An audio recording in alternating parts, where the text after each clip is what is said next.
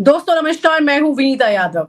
Electoral bond वसूली के मामले में वित्त मंत्री निर्मला सीतारमण को राहत तो मिली है, लेकिन बड़ा सवाल यह है कि जो उनका नाम आया और मुख्य आरोपी वो कैसे बन गई इस मामले में।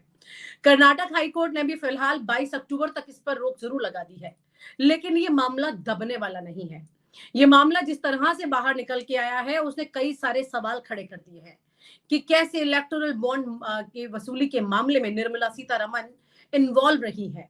इस तरह की तस्वीर सामने आना, 8,000 करोड़ का ये मामला है पूरा। इस तरह की तस्वीर सामने निकल कर आना, वित्त मंत्री का ऐसे किसी मामले में नाम का होना, और ये पूरी चेन जा रही है जेपी नड्डा तक, जो उनके पूर्व अध्यक्ष है कर्नाटक बीजेपी के कुमार कुटिल, उनका भी नाम इसके अंदर रहा है। लेकिन मुख्य आरोपी जो है वो है निर्मला सीतारमण, और जो कि हमारे देश की वित्त मंत्री है। कई बार चुनाव के दौरान उनके साथ तरह तरह की चर्चाएं भी होती रही, लेकिन उन तमाम चर्चाओं में उन्होंने अक्सर अहम सवालों को हमेशा दरकिनार कर दिया। आम जनता ने भी उनसे सवाल पूछे, लेकिन उन्होंने उनके जवाब अलग अलग तरह से दे दिए थे, जो कि बिल्कुल भी सेटिस्फैक्टरी नहीं थे। खैर, मैं आती हूँ इस मामले पर कि दरअसल मामला क्या है। जनाधिकार संघर्ष परिषद जेएसपी के सह अध्यक्ष है आदर्श आर अय्यर। उन्होंने निर्मला सीतारमण और नलिन कुमार कटिल को आरोपी बनाते हुए शिकायत दर्ज कराई, जिसमें आरोप लगाया है कि आरोपियों ने चुनावी बॉन्ड की आड़ में जबरन वसूली की और 8,000 करोड़ से अधिक का फायदा उठाया।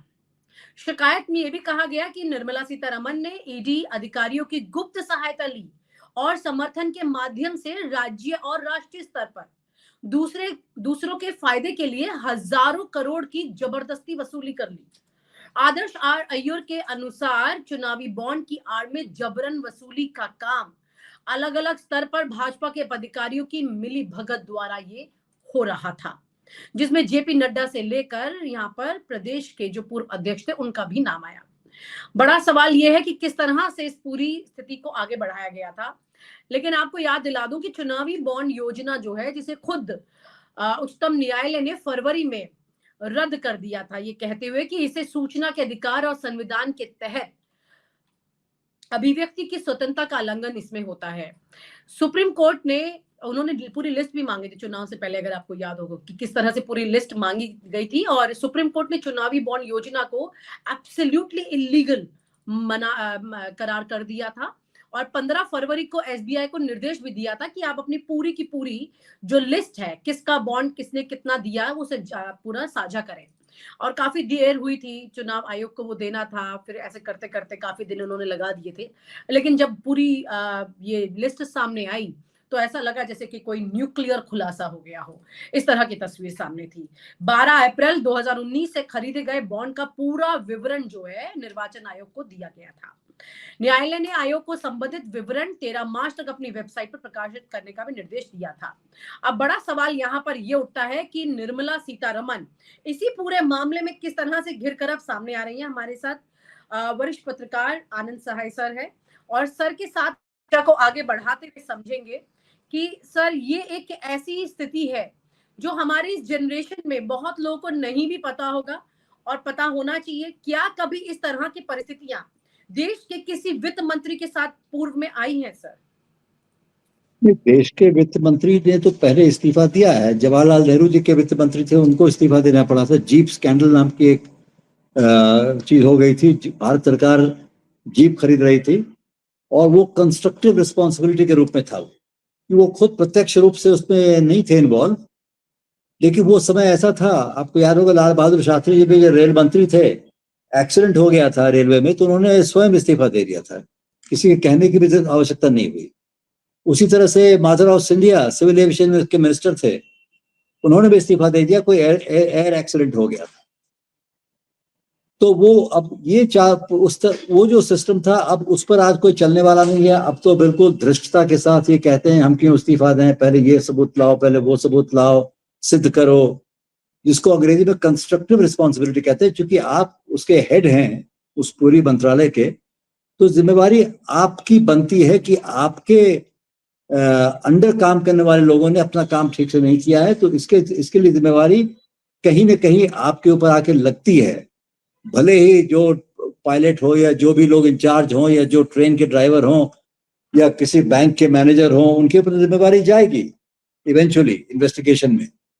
लेकिन आपके देख रेख में इतने बड़े देश का इतना इंपॉर्टेंट काम आपको सौंपा गया है, वित्त मंत्री का काम सौंपा गया आपको, कोई छोटी मोटी रिस्पॉन्सिबिलिटी तो है नहीं ये। तो हमको लगता है कि निर्मला सीतारमन जी के केस में भी कंस्ट्रक्टिव रिस्पॉन्सिबिलिटी ही है, उसी तरह का मामला है। हमें ये नहीं लगता कि वो खुद जो है किसी तरह के करप्शन में इन्वॉल्व होंगी, मुझे नहीं लगता। और ये तो मामला जो है, निर्मला जी की बात हम क्यों करते हैं, ये तो बात पहले ही जब अरुण जेटली वित्त मंत्री थे, उन्होंने इलेक्टोरल बॉन्ड को लाया था, उन्होंने पास कराया था पार्लियामेंट में। और इतना बड़ा इशू जो है, बिना उस समय रूलिंग पार्टी और गवर्नमेंट के अंदर हाईएस्ट लेवल पे जाकर के जब तक पूरी सहमति ना बन जाए, कि वो लोग भी जानते होंगे, जरूर समझते होंगे कि ऊपर से नीचे तक ये एक डाउटफुल चीज है, ये एक संदिग्ध चीज है।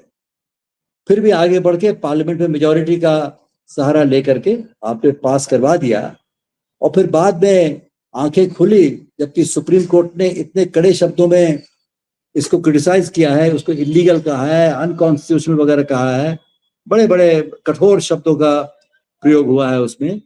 और ये भी उनको निर्देश दिया गया कि आप जो है जितने लोगों ने दिए हैं आपको धन इस तरह से, उनकी लिस्ट निकालिए। उसके लिस्ट को निकालने में भी इतनी आनाकानी की गई सरकार के द्वारा, तरह तरह के बहाने बना करके। फाइनली एक पत्रकार, एक महिला पत्रकार थी, उन्होंने अपने इन्वेस्टिगेशन के माध्यम से कुछ तथ्य सामने लाए, तो उसके बाद शर्म के मारे इनको निकालना ही पड़ा, कोई रास्ता रह नहीं गया बाकी जान छुड़ाने के लिए। और तब भी देखिए आप, हमारे पीएम साहब जो हैं वो कहते रहे, एक बड़ा वो धृष्टतापूर्ण स्टेटमेंट था, वो कहते रहे कि हम तो लाए थे इसको पूरे चुनावी व्यवस्था को स्वच्छ बनाने के लिए। जिस बात को जेटली जी ने पार्लियामेंट में कही थी उस समय कि हमारे यहाँ इतना करप्शन है हमारे पूरे इलेक्टोरल सिस्टम में, तो उसी बात को आगे बढ़ाते हुए पीएम साहब ने कहा कि इसको स्वच्छ बनाने के लिए लाए हैं, इससे स्वच्छता आएगी। कहाँ है स्वच्छता, आप तो देख ही रहे हैं, हम लोग सब देख रहे हैं। और हम और आप मिलके तो उसको सिद्ध कर नहीं सकते कि हाँ मैल फंसा हुआ है कि स्वच्छता आई हुई है। ये तो कोई इन्वेस्टिगेशन ही करेगा, लेकिन एक एज ए कॉन्सेप्ट है ना, वो एक आइडिया के रूप में इतना ही धृष्ट आइडिया था कि आप अपने पावर का, स्टेट और कॉन्स्टिट्यूशनल पावर का गलत इस्तेमाल करके पार्लियामेंट में अपनी ओवरवेलमिंग मेजॉरिटी को ला करके ऑपोजिशन को रौंद करके आपने उसको पास करवाया। और आपके पास क्या है कहने को कि भाई थोड़ा थोड़ा पैसा तो औरों को भी मिला है, ये बात ठीक है। लेकिन मूल बात यह है कि जो पार्टी सत्ता में होती है तो जो भी ये हो धन होता आता है उन्हीं के पास धरा जाता है, इसलिए बाकियों को थोड़ा बहुत मिला। जैसे है ना कि अब भोज भात हुआ घर में, बड़ा वो शादी वादी हुई तो बड़े बड़े लोगों ने सब ले दिया, और जो घर में काम करने वाले लोग हैं उनको भी बेचारों को कुछ कुछ पूरी मिठाई दे दी जाती है ना, कम मात्रा में। उसी तरह की बात। मेरा एक सवाल था सर, आपने जैसे अरुण जेटली जी का पूरा बताया, ये पूरा जो सीक्वेंस रहा, ठीक है, शुरुआत कहीं हुई ठीक रहा, किसी पर फूट रहा है, लेकिन फूट रहा है ना सर। ये निर्मला सीतारमन जो है वो वित्त मंत्री है, वित्त मंत्री का नाम इस तरह से आ जाना पूरे करियर पर एक बड़ी तोहमत हो जाती है। और एफआईआर की अगर कोर्ट ने बोल दिया, भले उस पर अब रोक लगाई है अभी 22 तारीख तक, लेकिन बोला नहीं ना सर। हाँ, मैं यही कहना चाहूंगा कि अगर निर्मला जी नहीं होती वित्त मंत्री, उनके स्थान पे कोई और होते तो उनके ऊपर चार्ज लगता है। मतलब वो तो वित्त मंत्री के ऊपर लगा है। देखिए तोहमत वाली बात सही है, लेकिन अब इनको या जेपी नड्डा जो कि प्रेसिडेंट हैं उस पार्टी के, और तो पार्टी फंड्स में जा रहे हैं पैसे, तो as president again he is responsible. मैं ये नहीं कह रहा कि उन्होंने खुद जाके करप्शन में लगे हैं, मैं ये बात नहीं कह रहा हूं, लेकिन इन सब की जो है स्रोत जो है वो सरकारी बिल का पास होना, वो एक्ट के रूप में आना इलेक्टोरल बॉन्ड्स का, उसके पीछे कौन है, माने करता धरता उसे कौन है? तब उस समय के वित्त मंत्री तो हैं, लेकिन उसके अलावा और कौन है? लेकिन ये है कि आजकल जिस तरह से कानून व्यवस्था चलती है कि जो जिसका दस्तखत होता है ये है, उन्हीं को लाया जाता है, तो फाइनेंस मिनिस्टर आ गए उसमें। अब इसमें अगर इन्वेस्टिगेशन होगी तो कौन करेगा इन्वेस्टिगेशन? जो बताइए, जो इनके वित्त मंत्रालय के दूत रहे हैं, जिन्होंने आम नागरिकों का जीवन खराब कर दिया है, चाहे वो पार्टीज हों ऑपोजिशन की या और लोग भी हों, तो वही लोग करेंगे। और वो किस तरह की इन्वेस्टिगेशन करेंगे, देखने वाली बात है। सर ये दोनों चीजें हैं, जब खुद ऑलरेडी इलेक्टोरल बॉन्ड जो है वो एक उस दायरे में आ चुका है जैसे कि कोर्ट ने खुद ही उसको रद्द करने की बात कर दी, और ठीक चुनाव से पहले उस पर इतने सवाल खड़े कर दिए और बोल दिया कि भैया पूरी आप लिस्ट निकालिए और ये ले जा करके चुनाव आयोग को तुरंत दीजिए, चुनाव से पहले इसको पूरा जारी किया जाए। यानी कि जो सवाल नियत पर खड़े हुए उस वक्त वो अभी तक कंटिन्यू चल रहे हैं, और निर्मला सीतारमन का नाम आना इसमें पूरा ऐसा लग रहा है जैसे कि पूरी दाल काली है अंदर। मतलब अंदर बहुत कुछ चल रहा था सरकार के नाम पर, और ये अभी धीरे धीरे परतें खुल रही हैं। एकदम सही फरमाया आपने, यही बात है। इनको तो अब तो बॉन्ड तो बंद करना पड़ गया, लेकिन वो जो बॉन्ड जो कलेक्शन हो रहा था उसके माध्यम से, अब लोग तो कहते रहे, सिर्फ ऑपोजिशन पार्टीज के लोग ही नहीं कहते, औरों के मन में भी ये शंका है कि जितने खरीद फरोख्त डिफेक्शन करवाना जो कि भाजपा सरकार ने, मोदी जी की सरकार ने किया है, उसके लिए जो दमखम कहाँ से आता है, यानी पैसे कहाँ से आते हैं, रिसोर्सेज कहाँ से आते हैं, वो ऐसे ही बिल्कुल जिस पर काला निशान लगा है, ऐसे ही धन के माध्यम से आता है कि आपने जितनी कंपनीज हैं, छोटी हो बड़ी हो मीडियम साइज्ड हो, जो भी हैं, उनको आपने एक तरह से खुला ऐलान कर दिया है कि आप वहां पैसे दीजिए इतने, और आपको उसी अनुपात में आपको हम सरकारी फायदे देंगे। ये तो क्या करें, कैश एंड कैरी वाली बात है ना, उस तरह की चीज है। यहाँ तो कैश एंड कैरी की बात है, तो जिनकी सरकार है आज तो उन पर भी आनी चाहिए। जी। तो अब जो है कोर्ट किस तरह का रुख अख्तियार करती है, किस तरह का उनका अब पहले तो इन्वेस्टिगेशन होगा, इन्वेस्टिगेशन में ही शायद रफा दफा करवा लें। ये इनके पास कॉन्स्टिट्यूशनल अथॉरिटी बहुत ज्यादा है, ये तो आम नागरिक को भयभीत कर दे रहे हैं। तो सरकारी मुलाजिम और क्या पॉलिटिकल अपोनेंट्स। एक बहुत संक्षिप्त में एक सवाल पूछना चाह रही थी मैं, कि जब दूसरों पर एजेंसीज भेजी जाती हैं इन्वेस्टिगेशन के लिए, तो उनकी पूरे कर्ता धर्ता में जो होते हैं वो खुद मंत्री होते हैं, या तो निर्मला सीतारमन के अंतर्गत आएंगी, या फिर अगर फाइनेंस की है, नहीं तो फिर अमित शाह के अंडर आएंगी।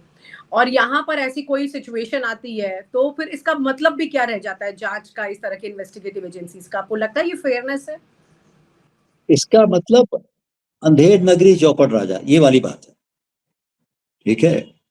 और अपने ही तरह से सुप्रीम कोर्ट ने ये बात कह दी थी, लेकिन हमारी जुडिशरी जिस तरह से चल रही है कुछ वर्षों से, ये नहीं कि पहली बार ही जुडिशरी, ये पहली बार नहीं है कि जुडिशरी जो है सरकार के एग्जीक्यूटिव के हिसाब से, उनको जिस मामले में एग्जीक्यूटिव यानी सरकार फंसी है किसी केस में, तो अक्सर आप देखते हैं कि वो हक जाता है, जजमेंट जाता है गवर्नमेंट के फेवर में, उनके हक में।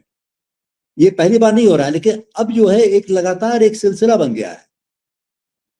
आप अनेक जजमेंट उठा के देख लीजिए। इसीलिए ये जो इलेक्टोरल बॉन्ड का जो जजमेंट था सुप्रीम कोर्ट का, ये एक अपवाद सा लगा देखने में लोगों को, लेकिन उसके अधीन जो आगे कार्रवाई होनी चाहिए वो कितना सक्सेसफुल रहेगी, ये देखना बाकी है।